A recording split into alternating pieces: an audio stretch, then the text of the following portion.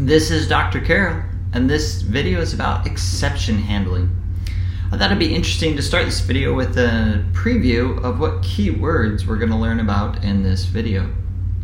First keyword is try, and then we're going to learn about throw, catch, and finally. So let's start off by talking first about error checking. So some of the benefits of error checking is that you will be producing robust and professional code, building off the metaphor of tasting your, the analogy of tasting what you made before serving it, and how you'd want to test before you shipped or released a product. Very much so, you want the client to receive very professional code, especially when they're paying a lot of money for it. And so you definitely want to do error checking so that your code, your product, your program is very professional. And so error checking requires that you add in additional tests. Let's see an example.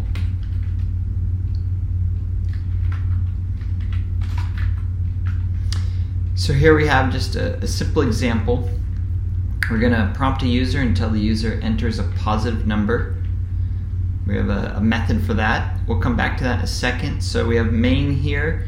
We're opening a scanner object based off of standard in, and then we're calling get positive int and passing it the scanner, which is appropriate. You should create the scanner in main and then pass it around so you have one scanner object per program.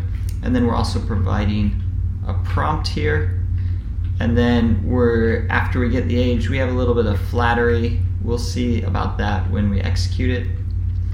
So coming back to get positive int, it takes a scanner object and a prompt, and then we keep track of if it's unsuccessful or not. We haven't been successful in getting input from the user. Now, to get input from the user, we need to at least try it once, and so we're going to apply a do while loop here so that we do it once, and then we do it while it is unsuccessful. And so we prompt the user, and then we try and get an int here, and then we test the int if it works, and if it doesn't, we say, hey, that didn't work, buddy. And then otherwise, if it worked, we echo it, and then we change the flag, the unsuccessful flag, so that we stop looping and return. So let's execute this. Woohoo! It compiles and it runs. Okay, so let's enter an age. Let's say we enter 16. You entered 16, but I thought you were 22. That's a little flattery. That's the good case. So what if we entered like negative 19? Okay, what if negative 99, negative 9, sticking with us. So 26. Okay, we entered 26. And just for completeness here, let's say we entered 39, then it says, oh, I thought you were 29 years old. A little flattery there. Okay, this works great. Let's do it again. Let's enter your age. Let's say 20. Oh, yikes, what happened? Exception in thread main javautil.input mismatch exception. Oh, it must be a bug in the scanner code, right? Because scanner throw for, and then that was called from scanner next, which was called from scanner next int, from scanner next int, get positive int. Oh, that's our code. Yep. Okay, so what happened here? It threw an exception, and our error checking didn't account for that. So now let's talk more about exception handling. So the benefits include, still, we are producing robust professional code. Good, that hasn't changed anything. But now the difference is it requires that we add in try-catch statements instead. So let's look at the syntax for that. And the syntax is we're going to have a try block. Try is a keyword, as indicated before. And so try says we're going to attempt to execute this code, but we acknowledge that it may throw an exception. So we're tentatively trying it. And so we're going to try this code. Most programming languages have something equivalent to a try, and so it's a good concept to learn. And so in the try block, what we're going to do is we're going to either throw some reference to an exception object. When there is a problem, we throw it. So throw is a keyword. Or what is more commonly the case is we're going to call code that is going to throw an exception rather than throwing it ourselves. And so there we have the try block. Now when we have a try block, we should have a catch block as well. And so catch is a keyword, and then it takes parentheses after catch to specify what are we going to catch in this block. And so an example would be something of the exception class, and it's often, you'll see it, the variable as E. So then when an exception occurs in the try block stops executing at that point. It does not go any further. It jumps to the catch block, and the exception is copied into E, and then we can handle the exception is the terminology there. And so let me just reiterate, if in the try block we have some code that's going to assign something, and it calls a method, if that method throws an exception, the assignment doesn't happen, nothing else happens, and it jumps down to the catch block, the appropriate catch block. You can have more than one catch block, as we'll see. And so there we go. So let's implement this. Let's put this into the code we were just working with, and let's just rename it to simple with exceptions.java. Okay, so now we need to change simple, what do we need, with exceptions, so they'll compile. And so let's see, where do we need the try block? Okay, well here is code that we want to try and see if it's going to work. So let's put in a try block right there, and let's indent so that we are doing that. So now what this says is, okay, next int may throw an exception, and so we want to just look at that to make sure that it's not going to, we recognize that that's the case. And so now let's try and compile it. Okay, get example with simple with exception.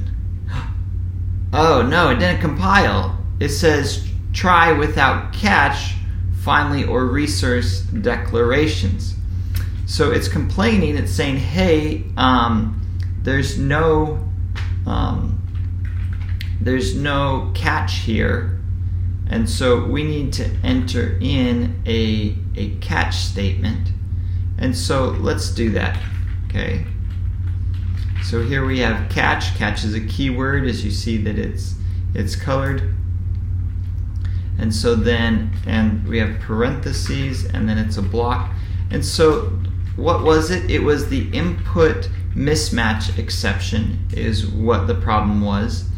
And so then we can a message unable to parse your input. And then this is important. The scanner got off, and so it's confused. And so what we need to do is just skip over that confused state, consume whatever it was next so that it can get that invalid token and move on. And that way, in the loop, when we come back around, it will process it. Now, input mismatch exception requires an import, so we don't want one less compilation issue. And so let's see, now let's try and compile that. Woohoo! It compiles. All right, good job. Good. This all looks good now. Now we have a valid integer now. We've protected against it, and if not, so the flow isn't quite right here. So let's get the flow right so that if this try works and we don't jump out. Now if this fails, the assignment does not occur. We jump down here, and then this will still be false, and so we'll come back up to the top of the loop, prompt again, and then we'll try it again. But if it doesn't, then we'll do this and move on. So that's good. Everything's looking right. This type of exception. So there are other exceptions as well, and so we want to be professional here, and so what we want to do is we want to catch these other exceptions. And so what we can do here is we can say catch all other exceptions. So if it's not this one, then it will fall to this one, and this one is more general. We can say something like error, and then we can call on this exception, get the message from it, and display it so that we have some idea what's going on. Now, it's not a mismatched exception, so that it's not appropriate to advance past the next token, because it might not be a problem necessarily with next int. And so this is just a generic one to be able to capture it. So there we go. We've gone from just error checking. We've left error checking in, but we've added in now exception handling to make it more broad and to handle more cases. So let's see if it did what we were hoping it was going to do. And let's put in 20 again. Oh, nice. Okay, so 30.